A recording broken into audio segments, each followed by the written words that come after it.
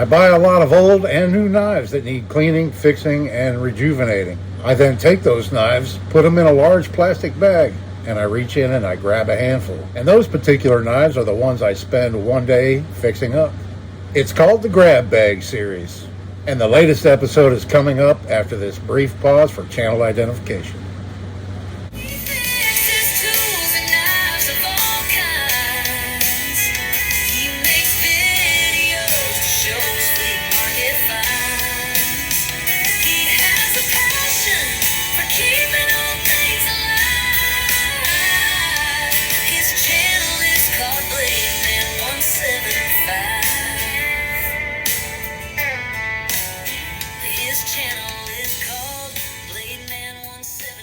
Hello everybody, and thanks for coming back for another video. This is Dave, and I'm glad you're with me out here in the shop on this lovely rainy day. You may hear some thunder in the background. It's coming down nice steady rain right now, and it's a pretty nice day for another episode of the Grab Bag series. So in the last episode, I grabbed a handful, and I think I got 6. 1, 2, 3, 4, 5. Yes, I got 6 knives, and I got those all done. And I'm going to show them to you now, and then we're going to grab some more to work on. So we'll start off with the least amount of work knives, and that was this one here, this camper's knife.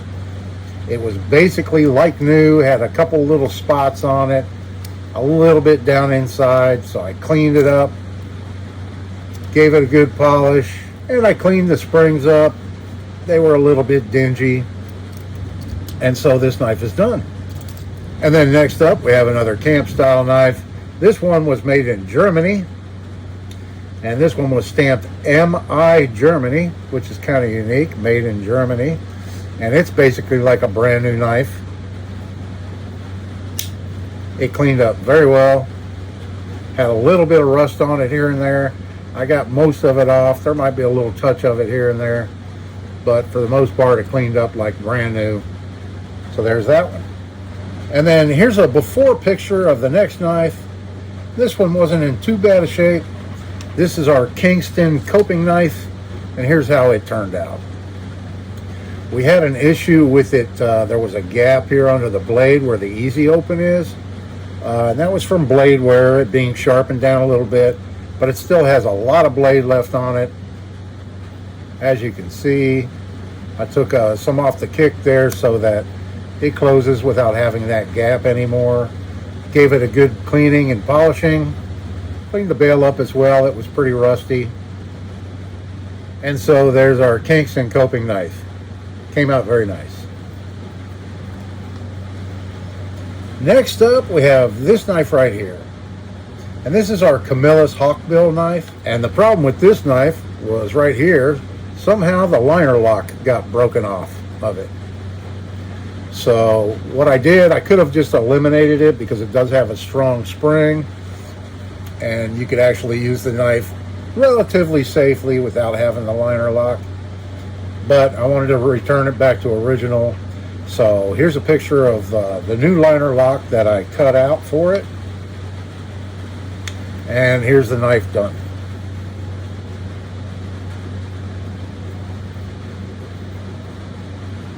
I'm not sure if the microphone will pick it up, but you can hear it click open. There's the new liner lock that I made. There's no play in it whatsoever.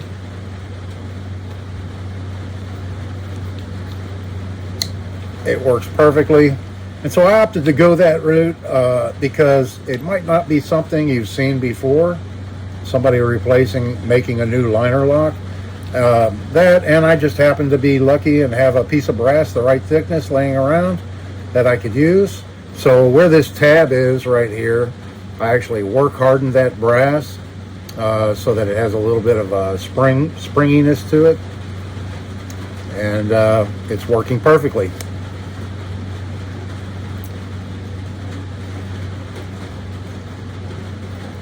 This is our old short line Camillus hawkbill.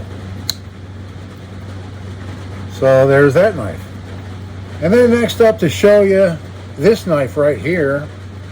And this one here was missing quite a bit of the bone. And it would have been easier probably to take the knife apart and replace the bone, but I opted to go ahead and repair it. And here's the end result. The backside I thought came out really good. It was missing this chunk right here, and I filled it in with actually super glue gel and baking soda, and I filled that in, and then I put a little dye on it, and it's almost invisible. Really doesn't stand out at all. Can't really tell that that chunk was missing at all unless you really look close. And then on this side here, you can still see a line, and you can see the color difference. I did add some dye to the original bone so that I could blend that in a little bit better. You can see the line there, the piece where I glued in a piece of bone. I did put a little bit of jigging in it so that it would kind of match in there. It's a little bit different from the old pocket worn jigging from the original bone. I think it definitely looks a lot better now rather than having a big missing chunk of bone there. And then I cleaned the blades up a little bit. This one has been sharpened down quite a bit, but there's still some blade left in it. And this one as well. And so there's that knife. Okay, and then I'm getting through these knives here pretty quick. We have one more knife to show you before we grab another handful. The rain is definitely picking up outside. We have another coping knife, and this one's made by Klein & Sons. Here it is before, and it had what I believe to be these Bakelite handles on it, and this one was missing a big piece on the end. So here's what it looks like now.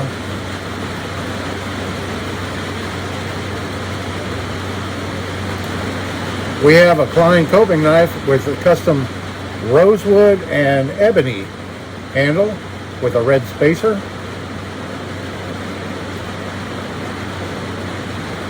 And the blade's in really nice shape on this knife, so I decided it deserved a really nice handle. So we have a Klein & Sons coping knife with a custom rosewood and an ebony handle now. So that's how this one turned out. We are getting a pretty nice shower right now, so hopefully you can still hear me okay. I'm going to grab my bag here, and we're going to reach in here and see what we're going to be working on. I'm going to try to get down here in the bottom and get some of these smaller ones in this handful. There we go. We got a pretty nice handful. I mean, this is a big handful. I'm almost going to drop one there. Okay. If you guessed 7, you guessed right. We've got 7 again. Camp knives. 4 of them are camp knives, it looks like. So we'll start off with this one right here. It's a scout knife, camp knife.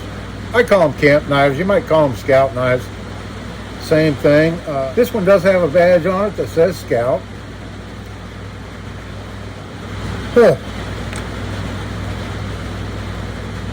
And you can't read the tank stamp anymore.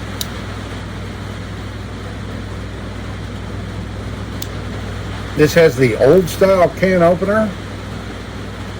It's missing the bail.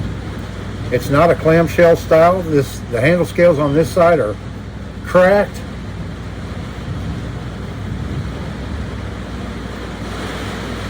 And the all punch blade looks a little bit deformed. Looks like the very tip of it broke off and it's a little bit bent. Has good action though.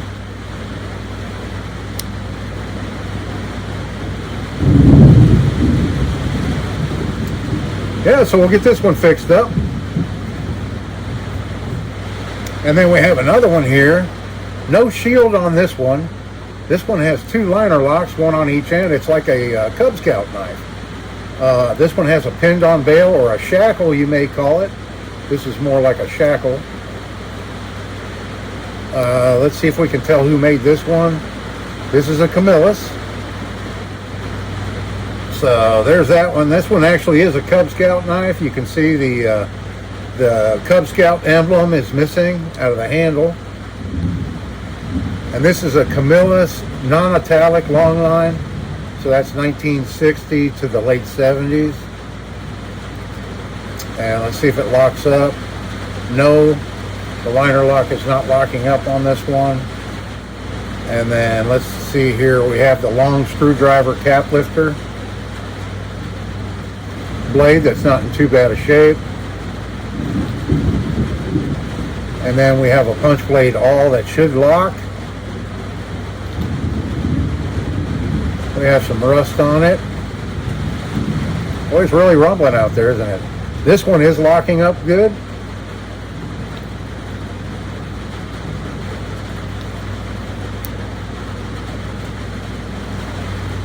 Needs a good cleaning, and then missing the emblem. I'll look around and see if I have one, and we'll see if we can't get this one fixed up. All right, and then next up, a Camco with a severely shrunk handle on this side, both sides actually. The plastic handles are really shrunk up. Let's see what the blades look like. Not too bad.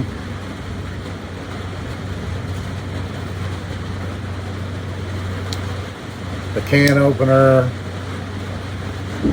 ball opener, screwdriver, and the punch doesn't look bad. There, this one has its shackle. It has a really nice badge in it, but the handles are in really poor shape on this one. And then we have our last Scout knife, and then we've got some different ones. This one also has a shackle on it. This one looks like it's in better shape. This is a Saber, Japan. Really nice full blade. No action. The all punch blade, no action. Can opener right there. And the screwdriver cap lifter. No action at all on any of the blades. The handles are in good shape. The bolsters look pretty nice. Overall, just needs some cleanup and get some action put back into this knife. All right, and then we have this knife here. Severe blade wear. It's an old timer with the green Delrin, I guess it is.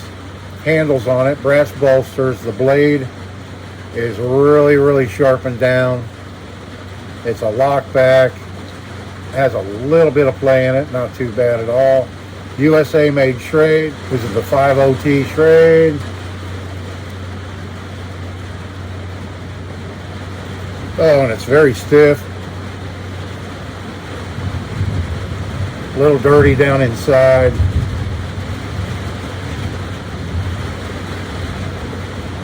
So there's that knife.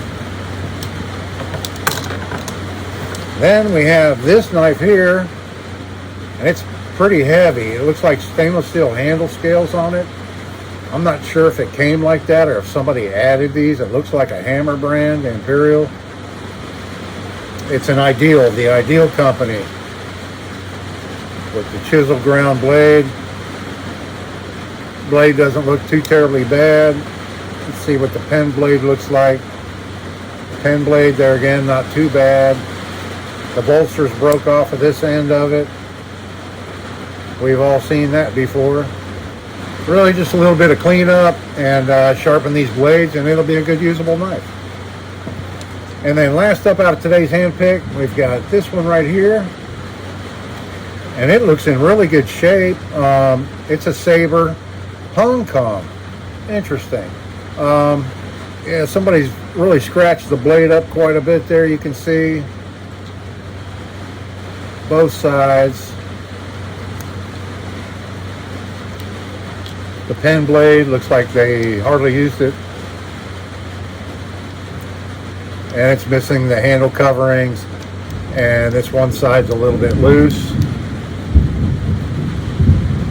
And down inside, a little bit of rust, but overall not really too bad. So we'll get this one cleaned up. So there it is, folks.